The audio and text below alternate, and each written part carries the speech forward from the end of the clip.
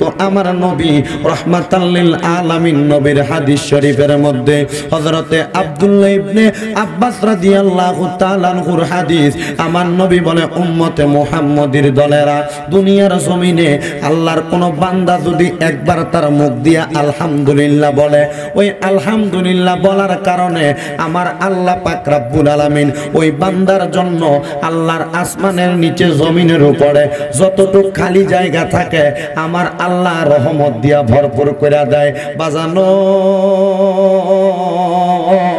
ও আমার পর্দার অন্তরালের মা বোনেরা, আমার আল্লাহ যদি একবার আলহামদুলিল্লাহ বললে আল্লাহর বান্দাদেরকে রহমত দিয়া ভরপুর করে চান। খাদেমুর রাসূল আনাস ইবনে মালিক বলেন, আমি একদিন আমার নবীর দরবারে উপস্থিত ছিলাম।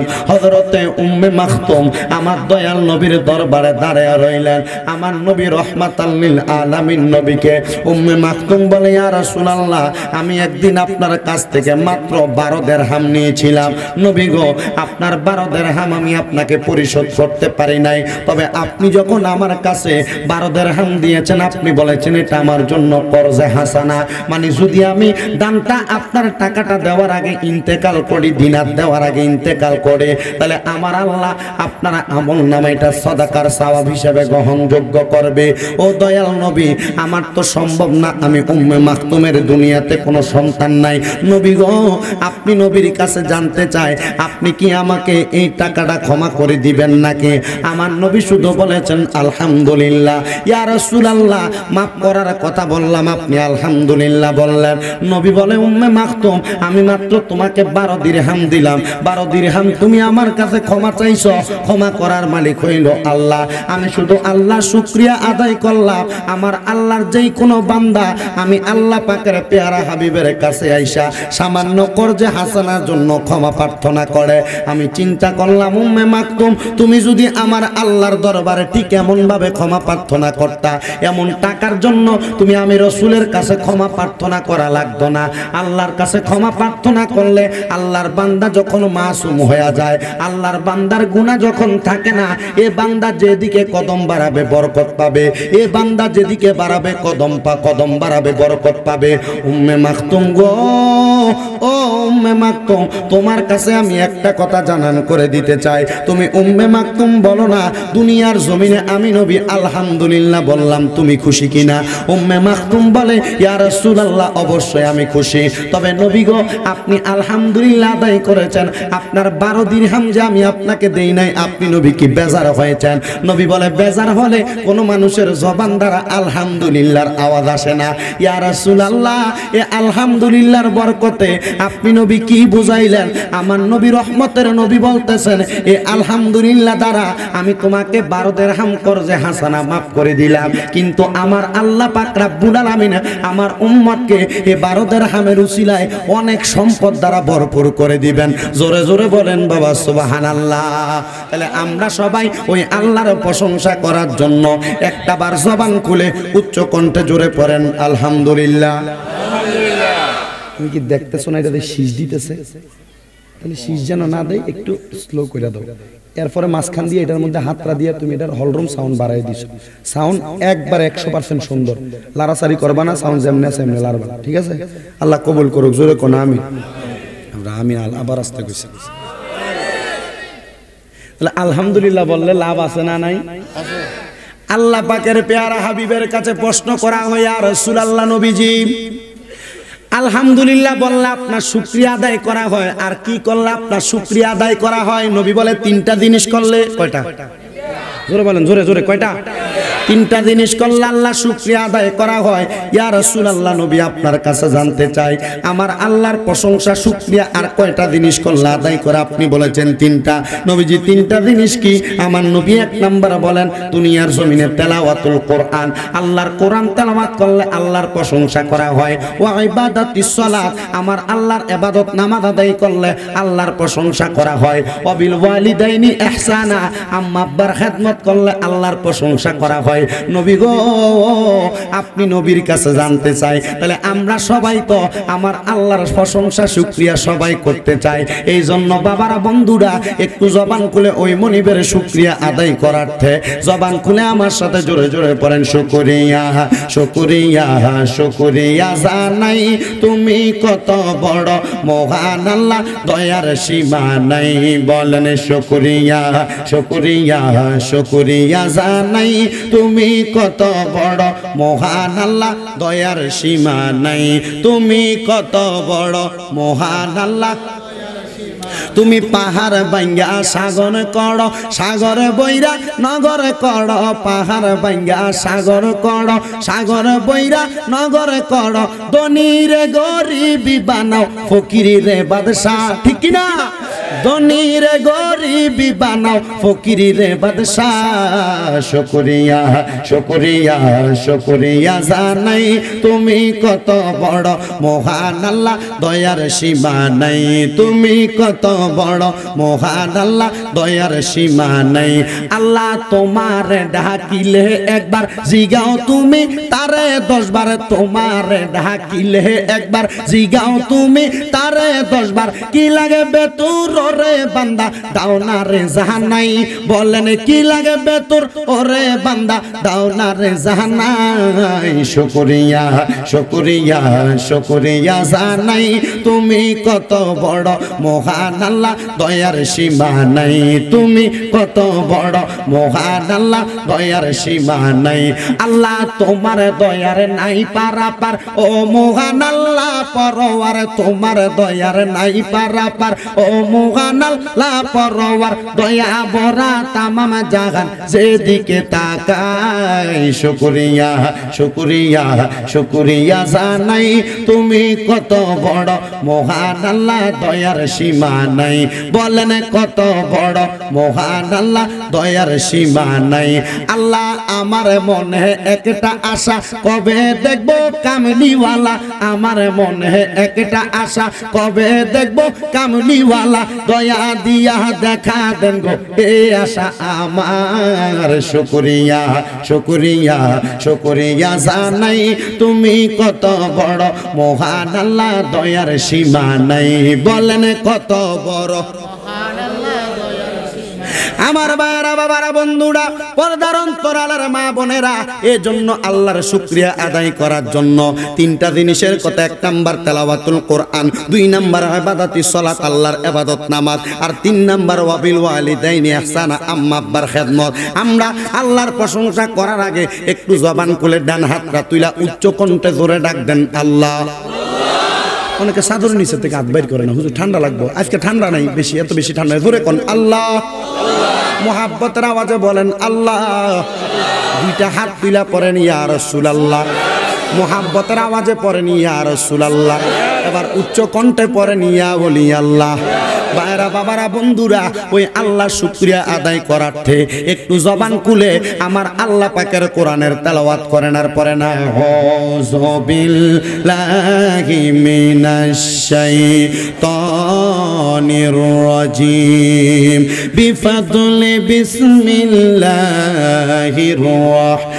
রাহমানির রাহিম ইন্নাল্লাযীনা আমানু ওয়া আমিলুস সালিহাতি উলাইকা হুম খায়রুল বারিয়া জাযাউহুম ইনদা রাব্বিহিম জান্নাতু আদনিন তাজরি মিন তাহতিহাল আনহার আল আনহারু খালিদিনা ফিহা আবাদা রাদিয়াল্লাহু আনহুম ওয়া রাদু আন ذلك لمن خشي ربه وقال تعالى في كلامه المجيد وفي فرقانه الحميد ومن الليل فتهجد به نافلة لك عسى أن يبعثك ربك مقاما محمودا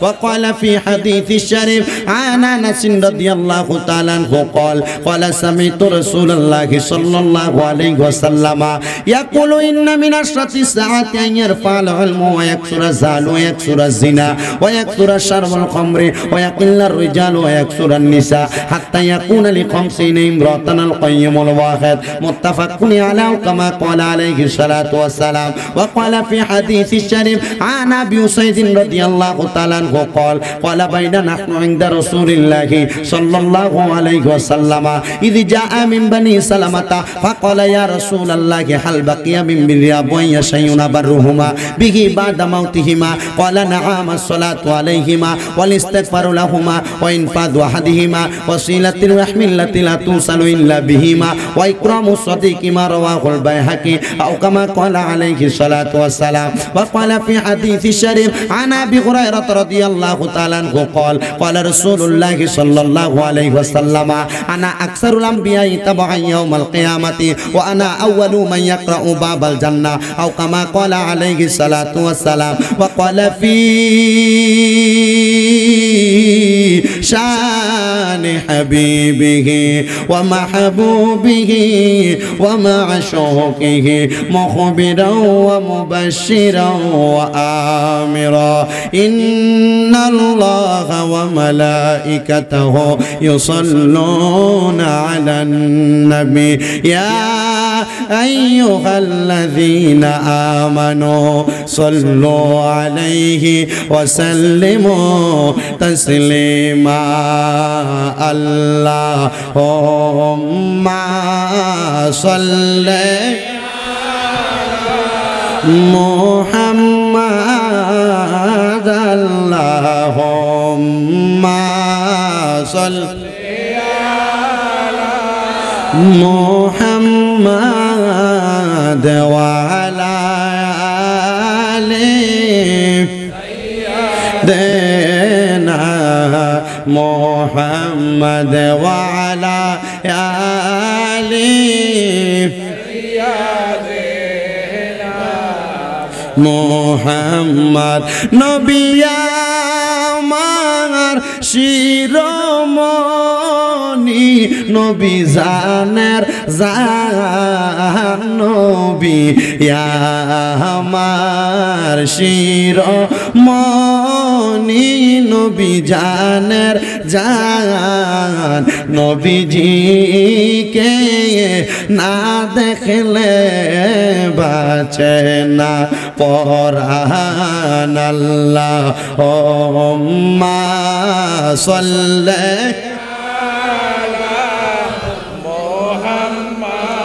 ওয়া আলা আলি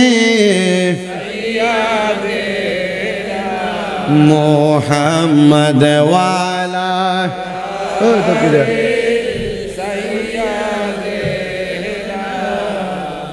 কান্দায় না কান্দায় না আমার নবী রে কান্দায় না কান্দায়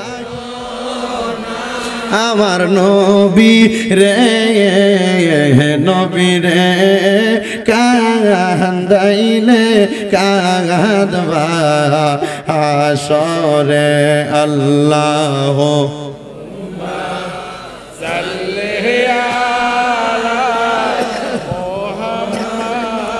ওয়া আলা আলি সাইয়্যিদিনা মুহাম্মদ লা ইলাহা ইল্লাল্লাহ লা ইলাহা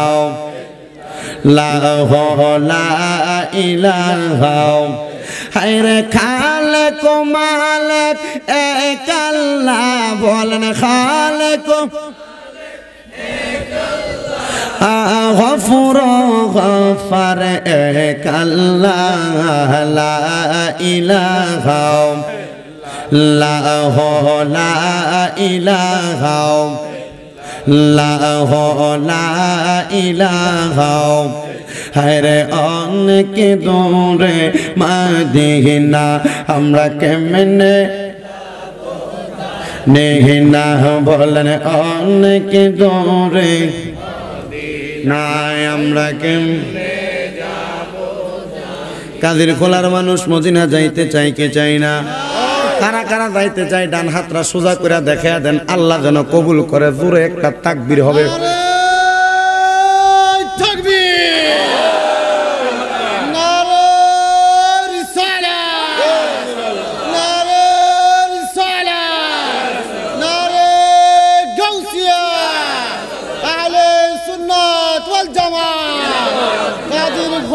পবিত্র সুন্নি মহাসম্মেলন আপনার সত্যি করে কোনছে আপনারা কি মদিনা যে আওয়াজ দিতেন যে সুলতানপুর বাজারে যাওয়ার আগে সাক্কাটা খাম চালু হয়ে যাবে আল্লাহর দোহাই এই আওয়াজ দিয়ে মদিনা যাওয়া সম্ভব না হযরত বেলাল রাদিয়াল্লাহু তাআলা আনহু মসজিদে হারামের সাদুইটা আজান দিছে সালমান ফারসি রাদিয়াল্লাহু তাআলা আনহুর বয়স ছিল ওই সময় 200 বছরের উপরে হযরত সালমান ফারসি রাদিয়াল্লাহু তাআলা আনহুর বাড়িটা ছিল মক্কা এবং মদিনার বর্ডারের মাঝ প্রান্তরে তো বেলাল রাদিয়াল্লাহু তাআলা আনহু আজান দেওয়ার পরে ঠিক মক্কা মদিনার মাঝ প্রান্তরের মানুষ মসজিদে হারামে নামাজ পড়বার লাগি আসছে নবীজি জিগায় হে সাহাবায়ে কেরাম তোমরা এই টাইমে এই মসজিদে হারামের ভিতরে আসলা জোহরের সময় তোমরা এত সাহাবায়ে কেরাম তোমাদেরকে খবর দিল কে সাহাবীরা কই ইয়া রাসূলুল্লাহ কেউ তো খবর দেয় নাই বেলালের আযানের আওয়াজ আমরা শুনছি আরে কি বলো বেলাল আযান দিল মসজিদে হারাম মক্কাতুল মুকাররমার মধ্যে আর তোমাদের বাড়ি হচ্ছে মক্কার সর্বশেষ প্রান্তে মাইক ছাড়া আযান দিছে এত দূরে পর্যন্ত তোমরা আওয়াজ পাইলা কেমনে আল্লাহর ফেরেশতা হযরতে জিবরাইল আলাইহিস সালাতু ওয়াস সালাম দাহিয়াতুল কালবির সুরুত নিয়া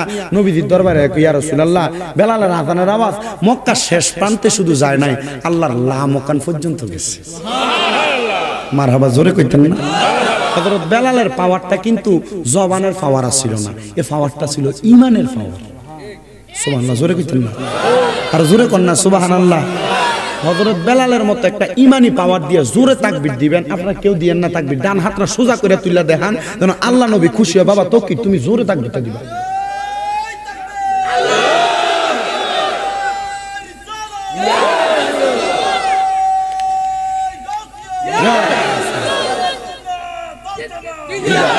জোরে বলেন মারহাবা আর জোরে বলেন মারহাবা তাহলে আমরা সবাই মদিনা যাইতে চাই কি চাই না তাহলে জোরে বলেন অনেক দূরে মদিনা আমরা কেমনে যাব জানি না দয়াল আল্লাহ দয়া করেন বলতে কভার করে না নসিব কর মদিনা লা ইলাহা লা ইলাহা লা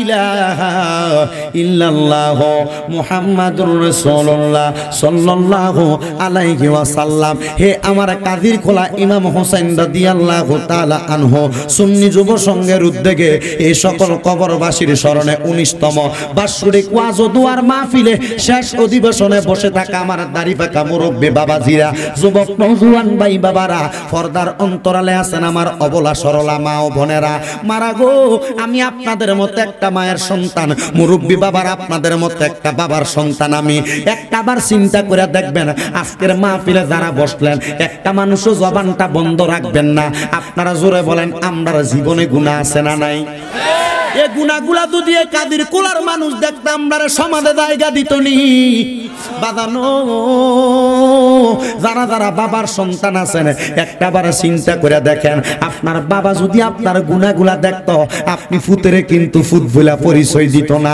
হে পর্দার অন্তরালের মা বোনেরা আপনাদের গুনাহ যদি আপনাদের সন্তানেরা দেখতো আপনাদেরকে কিন্তু মা বলা পরিচয় দিত না ও বন্ধু সবার গুনাহ বাদ দিলাম শামীম দাদার মাহফিলের প্রধান অতিথি বানায়া বসাইলেন আল্লাহর কসম রে আমি গুনাহগারের গুনাহ যদি আপনারা দেখতেন আমার মনে হয় দূর দূর করে এলাকা থেকে তাড়াইয়া দিতেন কিন্তু আল্লাহ কয় বান্দা তুমি গুনাহ করেছো গুনাহগুলা আমি আল্লাহ গোপন রাখছি এই কাদির খোলা এলাকার মধ্যে কোনো মানুষ যদি চুরি করে রাস্তা দিয়ে যখন হাইটা যায় মানুষ চা দোকানে থাকুক রাস্তার মধ্যে থাকুক না কেন মানুষ কয় দেখ না রে চোর চইলা যায় ও দুনিয়ার মানুষ আপনি আমি যত গুনাহ করলাম আমরার গুনাহগুলা তামরার লতিফে কলবের মধ্যে জমা আছে কিন্তু একটাবার চিন্তা করে দেখছেন নি আল্লাহ যদি আমরা গুনাহগার মিথ্যাবাদী চোর সুসুল কর সুদ কর গোশ কর যা হন আপনার কপালে যদি লেখা দিত তাহলে আপনার মানুষ গুনাহগার কইয়া ডাক দিত।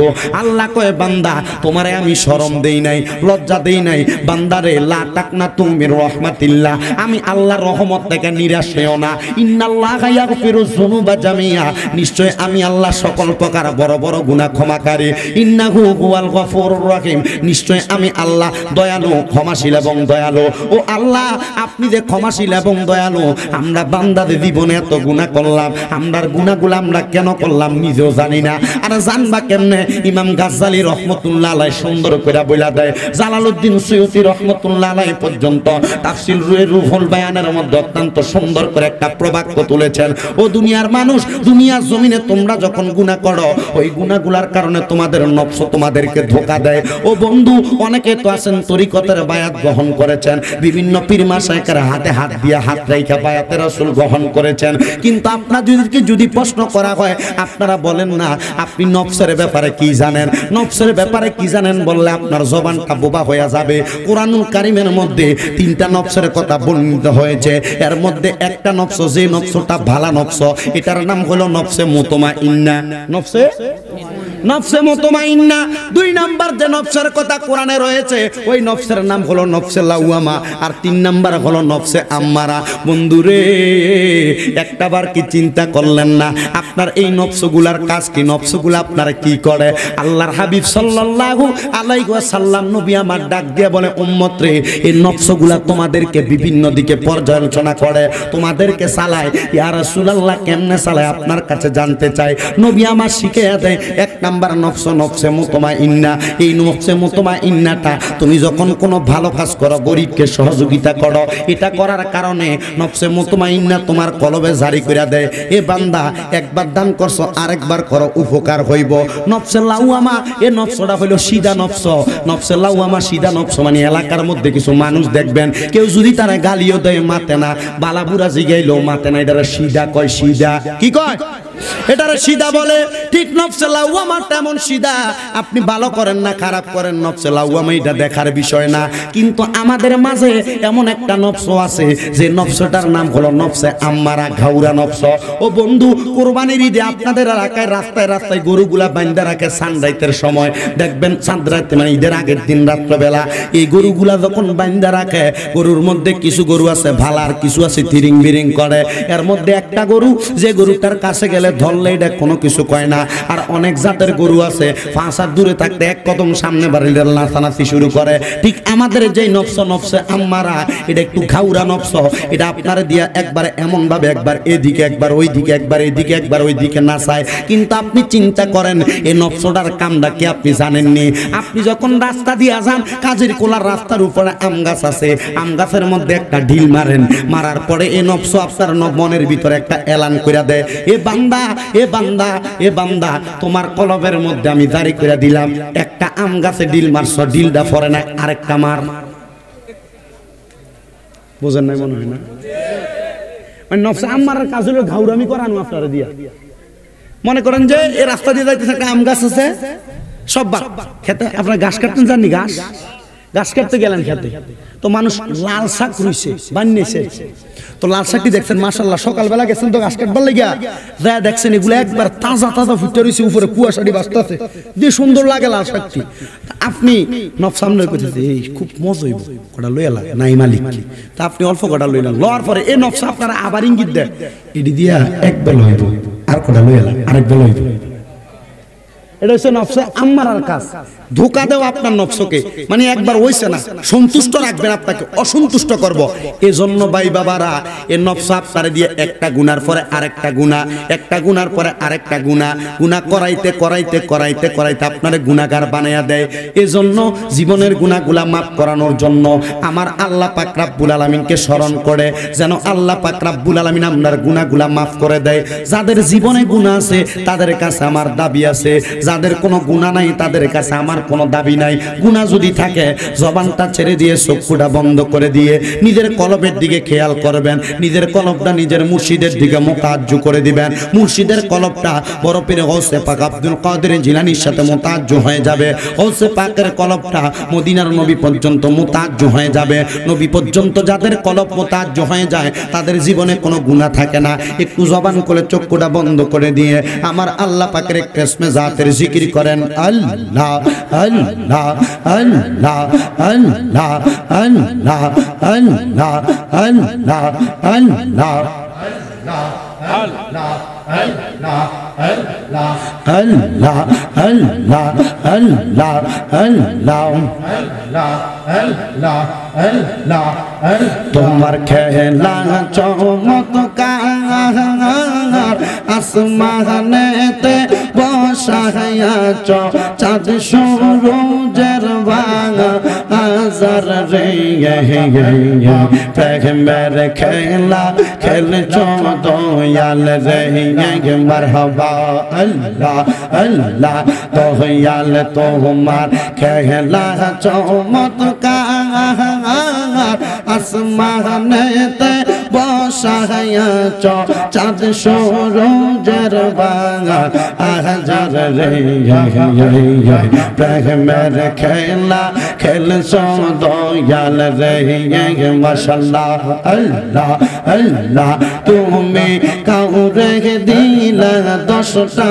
সন্তান থাকার জায়গা না কাউরে দিলা ধন সম্পত্তি একটা সন্তান নাই মারহাবা আল্লাহ আল্লাহ টাকা পয়সা ধন সম্পত্তি দিলা বেশি করে মরার পরে কান্দে করে কবরে নামাবে কে তাহারে গো প্রেমের খেলা খেলছ দয়াল রে মারহাবা আল্লাহ তোমার খেলা চমৎকার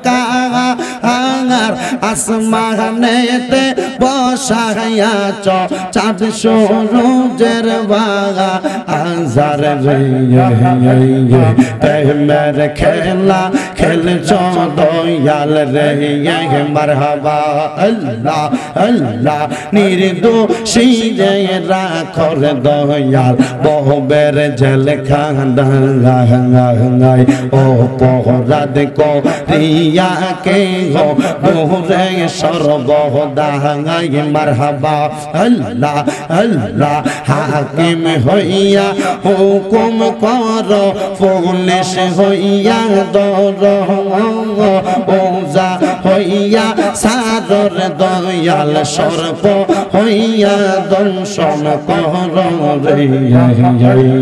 প্রেমের খেলা খেলছ দয়াল রে মারহাবা আল্লাহ আল্লাহ আদম দিয়ে কুদরতুল্লাহ আদম দিয়ে কুদরতুল্লাহ এই ববেতে ফোকাস হয় কোরআন হাদিস খুলে দেখো আদম তো সামান্য নয় মাশাআল্লাহ আল্লাহ জবান না খুইলা আল্লাহ রে আল্লাহ আল্লাহ আল্লাহ আল্লাহ আল্লাহ আল্লাহ আল্লাহ আল্লাহ আদম দিয়ে কুদরতুল্লাহ আদম দিয়ে কুদরতুল্লাহ এই ববেতে ফোকাস হয় কোরআন হাদিস খুলে দেখো আদম তো সামান্য নয় মারহাবা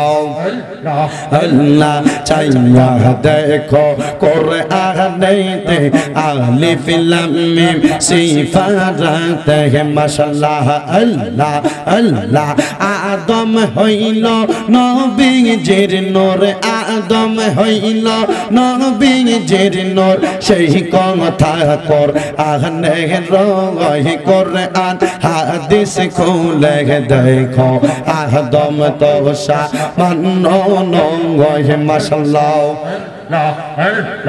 আল্লাহ আল্লাহ আল্লাহ আল্লাহ জফরে বান্দা আল্লাহ আল্লাহ জফরে বান্দা আল্লাহ নিব কিনারাই কুল মানস পিলাম মাওলার প্রেম রাঙ্গা দাঙ্গাই মাশাআল্লাহ আল্লাহ এই জগতে করলাম গুনাহ শয়তানের ধোঁকা মাফ কইরা দাও মাবুদ আল্লাহ আপনি দয়ার সাগাই মাশাআল্লাহ আল্লাহ আল্লাহ তুমি যদি মাফ না করো করবে কে আমায় আল্লাহ পরওয়ার গুনাহ খাতা মাফ করো আমার মাশাআল্লাহ আল্লাহ আল্লাহ লা ইলাহা ইল্লাল্লাহ মুহাম্মাদুর রাসূলুল্লাহ সাল্লাল্লাহু আলাইহি ওয়াসাল্লাম। সবাই জবান খুলে উচ্চ কণ্ঠে জোরে পড়েন আলহামদুলিল্লাহ। মুআজ্জিজ সদরে মুহতারাম, আজকে এই কাজীর খোলা ইমাম হুসাইন রাদিয়াল্লাহু তাআলা আনহু সুন্নি যুব সংঘের উদ্যোগে কবরবাসী রুহের মাগফিরাত কামনায় 19তম সুন্নি মহাসম্মেলনের যিনি সম্মানিত সভাপতি জনাব মোহাম্মদ আব্দুল ওহাব ভূঁইয়া সাহেব, জনাব মোহাম্মদ ইদ্রিস ভূঁইয়া সাহেব, সম্মানিত মাহফিলের সভারত্ন আপনাদের চাপুইর লতিফিয়া দরবার শরীফের সম্মানিত গদিনী শিল্পীর খাদিমুল ফুকারা ওয়াল মাশায়েখ হযরতুল আল্লামা আলহাজ মোহাম্মদ মাহমুদুল আলম আল লতিফি সাহেব, বারাকাল্লাহু ফি হায়াতি, আল্লাহ হুজুরের হায়াতের মধ্যে হায়াতে খিজির দান করুন, জোরে পড়েন আল্লাহুম্মা আমিন। সম্মানিত আমন্ত্রিত ওলামায়ে কেরাম, সার্বিক পরিচালক বিন্দু, মাহফিল ইন্তেজামিয়া কমিটি, ডাইনে বামের সামনে বসে থাকা